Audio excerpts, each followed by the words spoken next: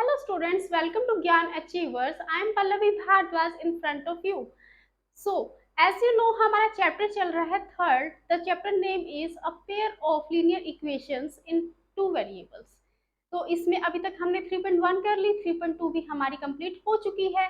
अभी हम कर रहे हैं 3.3. लास्ट लेक्चर में हमने जाना कि सब्स्टिट्यूशन मेथड क्या होता है और हमने उसके कुछ क्वेश्चन भी ट्राई किए थे. आज हम उसी एक्सरसाइज को कंटिन्यू करते हैं और उसको आज कंप्लीट करने की कोशिश करते हैं. तो स्टार्ट करते हैं. देखिए क्वेश्चन देखिएगा जरा. हमने फर्स्ट के 6 पार्ट्स थे टोटल, वो हमने सब ट्राई कर लिए हैं. आई होप आपने खुद भी घर पे ट्राई किए होंगे और आपके सारे क्वेश्चन सॉल्व हो गए हैं. चलिए हम सेकंड क्वेश्चन करते हैं. आज क्वेश्चन पढ़िएगा जरा. Solve 2x plus 3y is equal to 11 and 2x minus 4y is equal to minus of 24 and hence find the value of m for which y is equal to mx plus 3. आपको दो linear equation दे रखी है. सबसे पहले तो आपको क्या करना है, दोनों लीनियर इक्वेशंस को सॉल्व करके उनका सोल्यूशन निकालना है. ठीक है, तो सोल्यूशन निकालने के बाद आपका क्या आएगा, x और y की वैल्यू आ जाएगी. उस x और y की वैल्यू को यूज करके आपको एक इक्वेशन दे रखी है y is equal to m x plus 3. उस x और y की वैल्यू को यूज करके आपने यहाँ पर m की वैल्यू को क्या है फाइंड आउट करना है. आई होप आपको क्वेश्चन समझ आ गया है. तो करते हैं.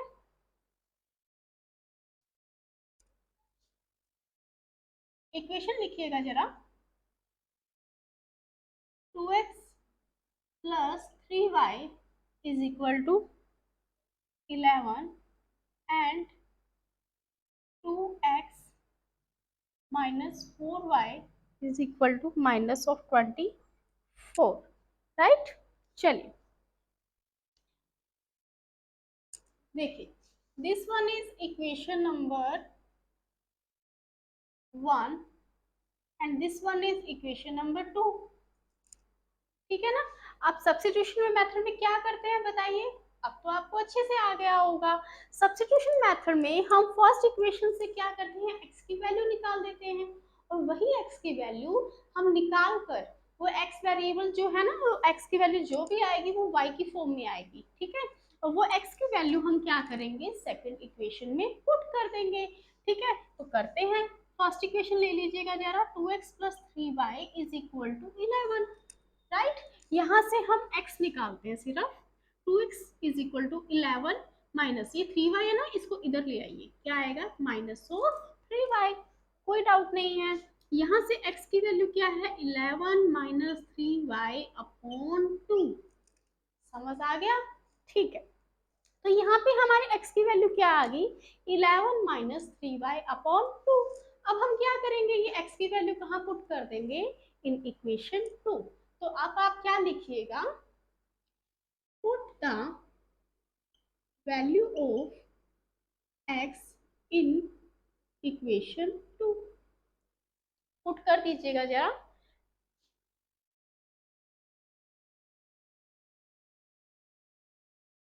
क्या है आपकी equation 2, 2x minus 4y is equal to minus of 24. ठीक है, तो देखिए x की वैल्यू क्या है, 11 माइनस 3y अपॉन 2. यही है ना आपकी. तो x की वैल्यू क्या है, 11 माइनस 3y अपॉन 2 और यहाँ पे क्या आएगा, माइनस ऑफ 4y. राइट, ये मैंने एज इट इज लिख दिया. Is equal to minus of 24. समझ आ गई आपको. अब क्या करना है बताइए. यहाँ पे ऐसे हो सकता है ना, इस 2 से ये 2 कैंसिल हो सकता है क्योंकि यहाँ पे कुछ भी नहीं दे रखा. तो यहाँ पे क्या है, मल्टीप्लाई है ना. तो मल्टीप्लाई है तो यहाँ पे 2 से 2 क्या हो जाएगा, कैंसिल हो जाएगा. समझ आ गई. या आप इसको ऐसे भी समझ सकते हो कि मैं 2 को बाहर ले आई, यहाँ पे 2 लगा दिया और 2 से 2 कैंसिल कर दिया. आप इसको किसी भी वे में समझ सकते हो. अब आप क्या कीजिएगा, इसको राइट कीजिएगा. 11 minus 3y minus 4y is equal to minus of 24. यहाँ तक कोई कंफ्यूजन, कोई कंफ्यूजन नहीं है. अब क्या कीजिएगा, देखिए ये क्या बन जाएगा, दोनों वैल्यू क्या है, माइनस की है. जब दोनों वैल्यू क्या होती है, माइनस की होती है, तो होता क्या है, प्लस होता है, और साइन किसका लग जाएगा, माइनस का। तो यहाँ आएगा 11 minus 7y is equal to minus of 24। कोई कंफ्यूजन, कोई कंफ्यूजन नहीं है। अब इस 11 को आप क्या कीजिएगा, राइट हैंड साइड में ले आइए। तो यहाँ पे क्या आएगा, minus of 7y is equal to minus 24 minus 11। ठीक है, यहाँ पे क्या आएगा, माइनस ऑफ 7y। देखिए दोनों वैल्यू क्या है आपकी, माइनस की है, तो क्या होगा, प्लस होगा, तो प्लस कर लीजिएगा, और साइन किसका लग जाएगा, माइनस का लग जाएगा। अब इसको y is equal to minus of 35 divide by minus 7, minus से माइनस कैंसिल, और y की वैल्यू क्या आ जाएगी आपकी, 5 आ जाएगी कट करने पे। यहाँ पे सॉल्व हो गया ना, समझ आ गई आपको यहाँ तक। आई थिंक यहाँ तक कोई कंफ्यूजन आपको नहीं होनी चाहिए। अब आप क्या कीजिए, ये जो y की वैल्यू आएगी ये हम क्या कर देंगे, इक्वेशन 1 में पुट कर देते हैं। तो आप क्या लिखिएगा, put value of y in equation 1। चाहे आप इक्वेशन 2 में पुट कर दीजिएगा, सेम ही होगा, ठीक है, आंसर सेम ही आएगा। तो 1 क्या है, 2x plus 3y is equal to 11, right. तो पुट कर दीजिएगा y की वैल्यू 5, तो क्या आएगा, 2x plus 3 multiply by 5 is equal to 11। तो यहाँ पे आएगा 2x plus 15 is equal to 11। तो 2x क्या आएगा, इज इक्वल टू 11 माइनस 15। ये इधर ले आए ना, तो क्या आएगा, माइनस ऑफ 15। तो 2x इज इक्वल टू -4। तो यहाँ से आपकी x की वैल्यू क्या आ जाएगी, -4 डिवाइड बाई 2 दैट इज -2। यहाँ तक कोई कंफ्यूजन है तो बताइएगा जरा, कोई कंफ्यूजन नहीं है। अब देखिए आगे क्वेश्चन में क्या दे रखा है कि जब आपकी x और y की वैल्यू हो जाए ना सॉल्व, फिर आपको एक इक्वेशन दे रखी है y is equal to mx plus 3। ठीक है, ये x और y की वैल्यू का यूज करके आपको यहाँ पे किसकी वैल्यू निकालनी है, m की वैल्यू निकालनी है। कैसे निकालेंगे बताइए, देखिए y की वैल्यू क्या है, 5, m मुझे फाइंड करना है, और x की वैल्यू क्या है आपकी, -2 प्लस 3। यहाँ तक कोई डाउट, कोई डाउट नहीं है। अब आप क्या कीजिए, इस 3 को इधर ले आइए, 5 माइनस 3 इज इक्वल टू, और इन दोनों को मल्टीप्लाई करके क्या कर दीजिए, -2m आ जाएगा। तो 5 में से 3 गया, क्या आएगा, 2 इज इक्वल टू -2m।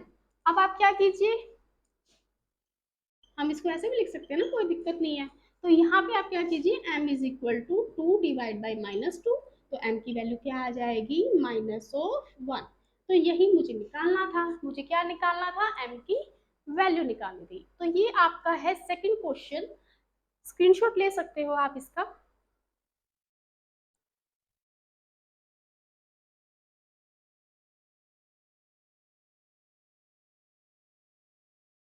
चलिए नेक्स्ट क्वेश्चन देखते हैं। सेकंड क्वेश्चन समझ आ गया होगा।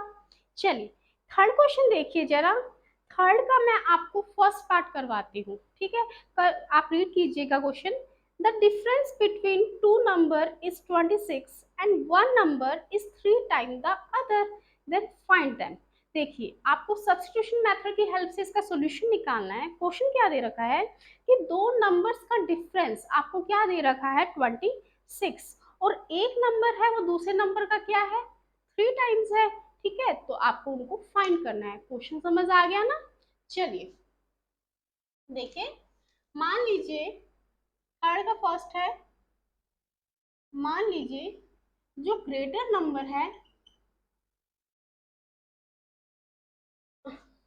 ग्रेटर नंबर है वो x है, या आप ऐसे भी कह सकते हो कि फर्स्ट नंबर, आप सिंपली बोल दीजिए, हाँ ग्रेटर नंबर लिख दीजिए, कोई दिक्कत नहीं है, ठीक है। और स्मॉलर नंबर मान लीजिए क्या है, y है, ठीक है, कोई दिक्कत नहीं है। अब आपको क्या कह रखा है कि दोनों का डिफरेंस क्या है, 26 है ना। तो दोनों का डिफरेंस क्या है, 26। तो देखिए ग्रेटर नंबर से आप क्या लिखेंगे, अकॉर्डिंग टू क्वेश्चन,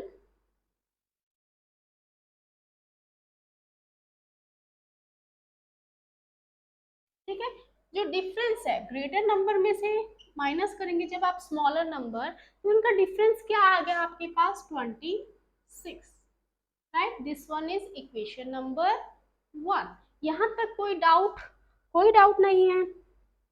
अब देखिए नेक्स्ट क्या कह रखा है कि जो फर्स्ट नंबर, जो एक नंबर है वो दूसरे नंबर का क्या है 3 टाइम्स है, तो ऑब्वियसली ग्रेटर नंबर ही है ना आपका 3 टाइम्स ऑफ y। तो अगर मैं सिंपली आप कहती हूँ कि ये 14 है, ये 12 है और ये 4 है, अजम्पशन कर लो कि ये 12 है, ये 4 है, जो ग्रेटर नंबर है वो स्मॉलर नंबर का क्या है 3 टाइम्स है। तो अगर मुझे इक्वल करना है तो मुझे क्या करना पड़ेगा, ये x है, ये इसको क्या किसके इक्वल करना पड़ेगा 3 मल्टीप्लाई बाय y। तभी ये दोनों वैल्यूज मल्टीप्लाई, तभी दोनों वैल्यूज इक्वल होगी ना जब मैं इस वैल्यू को क्या करूंगी 3 से मल्टीप्लाई करूंगी। क्वेश्चन समझ आ गया? ठीक है, तो यही यहाँ पे कह रखा है कि जो आपका वन नंबर है दूसरे नंबर का क्या है, one number is 3 times of second number. तो एक नंबर दूसरे नंबर का क्या है 3 गुना है, तो ऑब्वियसली ग्रेटर नंबर ही 3 टाइम्स होगा ना। तो इसको आप नेक्स्ट इक्वेशन के अकॉर्डिंग क्या आएगा कि x क्या होगा 3 ऑफ y के इक्वल होगा। ठीक है, समझ आ गया ना, वहां पे मैंने समझा दिया था आपको। तो यहाँ से आप क्या निकाल लेंगे x minus 3y is equal to 0। ठीक है, this one is equation number 2। कोई डाउट? कोई डाउट नहीं है। अब क्या करेंगे, अब तो मैम हमें पता है, अब आप क्या करेंगे सब्स्टिट्यूशन मेथड से सॉल्व कर दीजिएगा। करें इसको सॉल्व। देखिए इक्वेशन 1 देखिए, x minus y is equal to 26, तो यहाँ से x की वैल्यू क्या आएगी 26 प्लस वाई, राइट। अब आप इस x की वैल्यू को कहाँ पुट कर दीजिएगा सेकेंड इक्वेशन में, तो पुट कर दीजिएगा, पुट इन इक्वेशन 2। इक्वेशन 2 क्या है आपकी x minus 3y is equal to 0, right. x की जगह क्या पुट कर दो 26 प्लस वाई, तो x की जगह क्या आएगा 26 प्लस वाई, ये माइनस 3y आपका as it is equal to 0। कोई डाउट नहीं है। इसको सॉल्व करने पे क्या आएगा, एक वैल्यू प्लस की है एक वैल्यू माइनस की, तो होगा क्या माइनस होगा, और साइन किसका लगेगा जो वैल्यू बड़ी होगी, तो यहाँ पे क्या आएगा माइनस ऑफ 2y। और ये 26 है, इसको आप इधर ले आइएगा जरा, तो ये क्या आएगा माइनस ऑफ 26। कोई डाउट? कोई डाउट नहीं है। माइनस चाहे डायरेक्टली माइनस कर दो, बट ऐसे भी कर सकते हैं कि -26 डिवाइड बाई -2, तो माइनस से माइनस कैंसिल, यहाँ पे क्या आ जाएगा 13, तो y की वैल्यू क्या आ जाएगी स्टूडेंट्स 30, राइट। समझ आ गया ना आपको? अब आप क्या कीजिए, मेरे पास y की वैल्यू आ गई। अब इस y की वैल्यू आप चाहे इक्वेशन 1 में डाल दो चाहे इक्वेशन 2 में डाल दो। हम इक्वेशन 1 में डालते हैं, तो यहाँ पे इक्वेशन 1 में डालो, इक्वेशन 1 क्या है आपकी x minus y is equal to 26, right. x की वैल्यू फाइंड करनी है, y की वैल्यू क्या है आपकी 13 इज इक्वल टू 26। अब आप इसको इधर ले आइए, तो यहाँ से आपका क्या आएगा x की वैल्यू क्या आएगी 26 plus 13, that is x is equal to 39। अब देखिए हमें दो कंडीशन दे रखी थी, ध्यान से समझना। तो यहाँ पे वैसे तो हमारे x की वैल्यू क्या आएगी 39 और y की वैल्यू क्या आएगी 13। अब क्वेश्चन में हमें दो कंडीशन दे रखी थी, एक तो दे रखी थी कि दो नंबर है जिनका डिफरेंस क्या है 26। तो देखिए 39 में से जब मैं 13 को माइनस करूंगी तो डिफरेंस कितना आ रहा है 26 ही आ रहा है, ये तो सही बोले, सही निकल गया हमारा। और सेकंड इक्वेशन जो सेकंड स्टेटमेंट थी उसमें क्या है कि जो ग्रेटर नंबर है वो जो स्मॉलर नंबर है उसका क्या है 3 टाइम्स है, तो ये भी सही जा रहा है, ये 13 है और ये क्या है 39, ये नंबर इस नंबर का क्या है 3 टाइम्स है, तो मतलब ये हमारा क्वेश्चन ठीक है। और सेकंड वे वेरिफिकेशन का क्या है, तो ये है कि हमने स्टेटमेंट को देख के और एनालाइज कर लिया, और सेकंड मेथड वही कि आप इक्वेशन में पुट करके इसको सॉल्व करके देख लेना। ठीक है, तो दोनों ही मेथड ठीक है। ठीक है, अगर टाइम कम है तो एनालाइज कर लेना, अदरवाइज आप सॉल्व करके देख लेना। ठीक है, स्क्रीनशॉट ले लीजिएगा।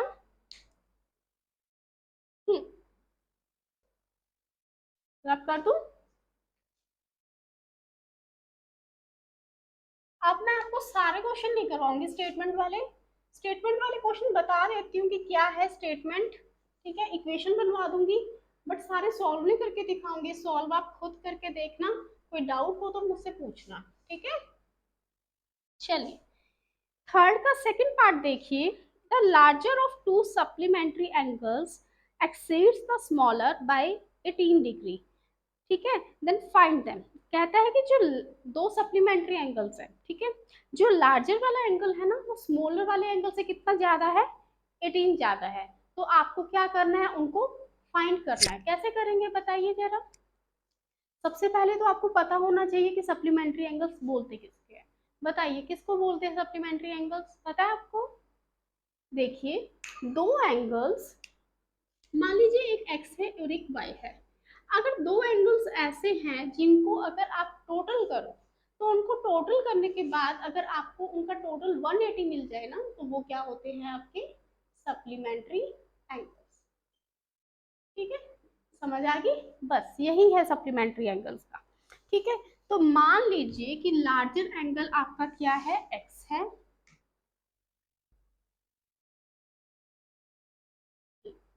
लार्जर वन कितना है, एक्स, और स्मॉलर वन क्या है,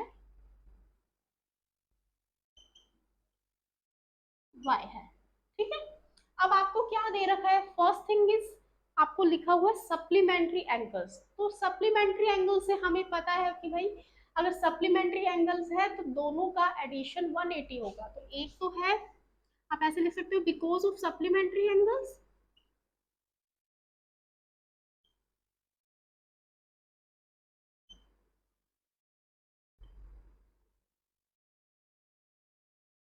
जो x प्लस वाई है वो क्या आएगा, 180 आएगा। फर्स्ट इक्वेशन तो आपकी यही बन गई ना, है ना। और दूसरा क्या कह रखा है कि लार्जर एंगल स्मॉलर एंगल से कितना ज्यादा है, 18। मतलब आपको डिफरेंस है बड़े एंगल और छोटे एंगल में, वो कितना दे रखा है, 180 degree. This one is equation number 2। तो आपके दो इक्वेशंस निकल गई। अब आपको क्या करना है, सब्स्टिट्यूशन मेथड से सॉल्व करके एक्स और वाई की वैल्यू निकाल देनी है। हो जाएगा, ट्राई कीजिएगा। अगर नहीं होगा मैं इधर हूँ ही। ठीक है, हाँ जी। थर्ड क्वेश्चन की इक्वेशंस भी आपको बनानी है। ये क्वेश्चन बहुत बार आ चुका है, ये क्वेश्चन बिल्कुल भी टफ नहीं है। क्वेश्चन मैं आपको पढ़ के बताती हूँ। The coach of a cricket team buys 7 bats and 6 balls for ₹1300 and later she buys 3 bats and 5 balls for ₹1750. Then find the cost of each bat and each ball. बहुत बार आ चुका है क्वेश्चन, बहुत बार मैं इसके इक्वेशन बना के दिखा चुकी हूँ। खुद ट्राई कीजिएगा, ये तो आपको जरूर आना चाहिए। और अगर आपको ये क्वेश्चन नहीं आ रहा ना, इसकी इक्वेशन नहीं बनानी आ रही, तो आपको प्रीवियस वीडियो दोबारा देखनी चाहिए, मैं आपको यही सजेस्ट करूंगी। ठीक है, हाँ जी। फोर्थ क्वेश्चन करते हैं।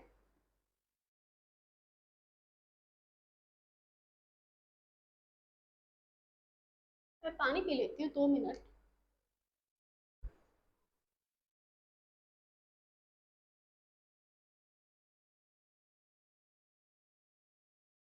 हाँ जी, नेक्स्ट क्वेश्चन देखिएगा जरा। थर्ड का फोर्थ पार्ट पढ़िए जरा। The taxi charge in a city consists of a fixed charge together with the charge for the distance covered. For a distance of 10 km, the charge paid is rupees 105, and for a journey of 15 km, the charge paid is rupees 155. What are the fixed charges and the charge per kilometer? How does how much does a person have to pay for traveling a distance of 25 kilometre? देखिए question समझिएगा हिंदी में। एक taxi है, उसका एक तो fix charge है, ठीक है, एक तो फिक्स चार्ज है, और एक क्या है, डिस्टेंस कवर्ड पर किलोमीटर के अकॉर्डिंग वो अपना डिस्टेंस, मतलब अगर 1 किलोमीटर किया तो उसके इतने चार्ज हो जाएंगे, उसके अकॉर्डिंग उसका एक और चार्ज है। एक तो है फिक्स चार्ज, वो तो उसको लेना ही लेना है, ठीक है। और दूसरा चार्ज कौन सा है, पर किलोमीटर के अकॉर्डिंग वो क्या कर रहा है, चार्ज कर रखा है। ठीक है, देखिए फिर आगे क्या कह रखा है कि अगर 10 किलोमीटर का चार्ज 10 किलोमीटर कवर करता है तब चार्ज कितना है, 105। और अगर 15 किलोमीटर वो कवर करता है जर्नी की, तो उसके चार्ज कितने हो जाते हैं 155। तो आपको फिक्स चार्ज भी निकालना है और डिस्टेंस पर किलोमीटर जो आपका चार्ज है वो भी निकालना है। क्वेश्चन समझ आ गया। उसके बाद उसने एक बात और पूछी है कि अगर 25 किलोमीटर अगर वो कवर करता है तब उसके कितने चार्ज लगेंगे। ठीक है, तो देखिए मान लेते हैं कि जो आपका फोर्थ पार्ट है ना ये, हाँ जी, ये मैं आपको कंप्लीट करवा देती हूँ क्वेश्चन। लेट फिक्स चार्ज कितना है आपका एक्स, ठीक है, और जो आपका चार्ज पर किलोमीटर, ठीक है, एंड द चार्ज पर किलोमीटर,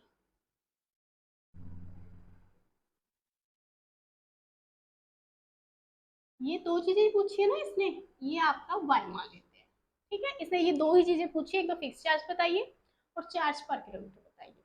अब पहली इक्वेशन क्या है कि अगर देखो फिक्स चार्ज तो लगेगा लगेगा, ठीक है, अगर मैं 10 किलोमीटर कवर करती हूँ तो ये एक्स रुपीज तो लगना ही लगने हैं, और 10 के अकॉर्डिंग 10 किलोमीटर के अकॉर्डिंग 1 किलोमीटर का देखो वाई रुपीज है, तो 10 किलोमीटर का कितना लग जाएगा 10 वाई, मतलब टोटल कितना हो जाएगा एक्स प्लस 10 वाई, क्योंकि ये तो लगना ही लगना है। ठीक है, तो देखिए क्वेश्चन पढ़िए, क्वेश्चन में क्या दे रखा है, फर्स्ट क्या है कि अगर 10 किलोमीटर करता है तो फिक्स चार्ज तो लगना ही है, और 10 किलोमीटर और कर दिया उसने, तब उसके कितने रुपए लग रहे हैं 105 रुपीज। फर्स्ट इक्वेशन बन गई आपकी यहाँ से। फिर वो क्या कहता है कि अगर 15 किलोमीटर देता है, अगर 15 किलोमीटर वो जर्नी करता है तब उसके कितने लगते हैं 155, इतना ही दे रखा है ना 155। ठीक है, चलिए अब इसको हम सॉल्व करते हैं। सबसे पहले हम क्या करते हैं, इक्वेशन 1 से x की वैल्यू निकालते हैं। x plus 10y is equal to 105, यहाँ से x निकाल लीजिए, क्या आएगा 105 माइनस 10y। अब आपको सब्स्टिट्यूशन मेथड से तो आपको अच्छे से आ गया होगा ना, ये तो आपके टिप्स पे होना चाहिए क्योंकि आपने बहुत सारे क्वेश्चंस हैं ट्राई कर चुके हो, तो आना चाहिए अब आपको ये। ठीक है, अब आप क्या कीजिए, x की वैल्यू इक्वेशन 2 में पुट कर दीजिए। ठीक है, तो इक्वेशन 2 क्या है, x plus 15y is equal to 155। x की वैल्यू क्या है 105 माइनस 10y, ये plus 15y as it is equal to 155। कोई डाउट नहीं होना चाहिए, है ना। अब आप क्या कीजिए, देखो इन दोनों को सॉल्व करेंगे तो एक वैल्यू प्लस की है और एक वैल्यू क्या है माइनस की, तो यहाँ पे तो क्या आएगा माइनस होगा, और साइन किसका आएगा जो बड़ा है, तो यहाँ पे तो क्या आएगा +5y, और यहाँ पे क्या आएगा 155, ये इधर ले आइए, तो यहाँ पे क्या आएगा 155 माइनस 105।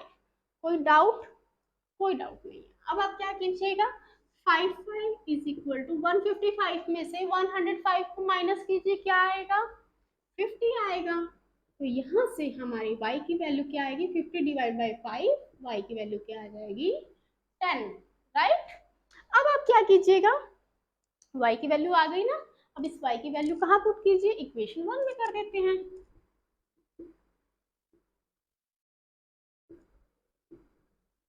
यही करते हैं ना हम, तो इक्वेशन 1 क्या है आपकी, x plus 10y is equal to 105, right. अब y की वैल्यू क्या है 10, तो क्या आएगा 10 multiply by 10 100 is equal to 105, तो यहाँ से x की वैल्यू क्या आ जाएगी 105 माइनस 100, तो x की वैल्यू क्या आ जाएगी 5।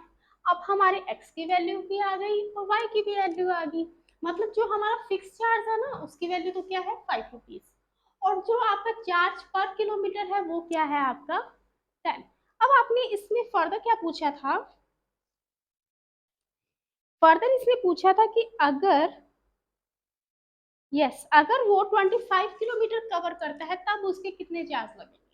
देखिए फिक्स चार्ज तो लगना ही लगना है, प्लस 25y लगेगा क्योंकि उसने यहाँ पे डिस्टेंस कितना कवर किया है 25 किलोमीटर का। ठीक है, तो x की वैल्यू तो क्या है 5 प्लस 25, y की वैल्यू कितनी है यहाँ पे 10 है ना, तो यहाँ पे क्या आएगा 5 प्लस 250, तो यहाँ पे क्या आ जाएगा, 255 रुपीज उसके 25 किलोमीटर के लगेंगे। क्वेश्चन समझ आ गया? क्वेश्चन बहुत इजी था, कोई डाउट नहीं होना चाहिए, है ना?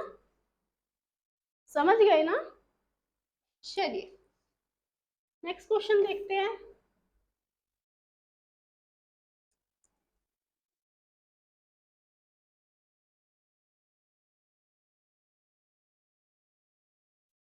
हाँ जी, तो फिफ्थ क्वेश्चन देखिएगा जरा। A fraction becomes 9 by 11 if 2 is added to both the numerator and the denominator, and if 3 is added both the numerator and denominator, then it becomes 5 by 6. Then find the fraction. देखिए आपको एक fraction दे रखी है, कहता है कि उस fraction में, फ्रैक्शन क्या होता है, एक्स बाई वाई की फॉर्म में होता है ना, आपको पता होगा। तो अगर उस फ्रैक्शन में अगर आप 2 को ऐड करते हो न्यूमरेटर में भी और डिनोमिनेटर में भी, तब आपकी फ्रैक्शन क्या बन जाती है, 9/11। और अगर आप 3 ऐड करते हो न्यूमरेटर और डिनोमिनेटर में, तो आपकी फ्रैक्शन क्या बन जाएगी, 5/6। तो आपको निकालना क्या है, फ्रैक्शन निकालनी है। इजी क्वेश्चन है ना? देखिए मान लीजिए आपका न्यूमरेटर क्या है, एक्स, और डिनोमिनेटर क्या है, वाई, है ना? यहाँ तक समझ आ गई?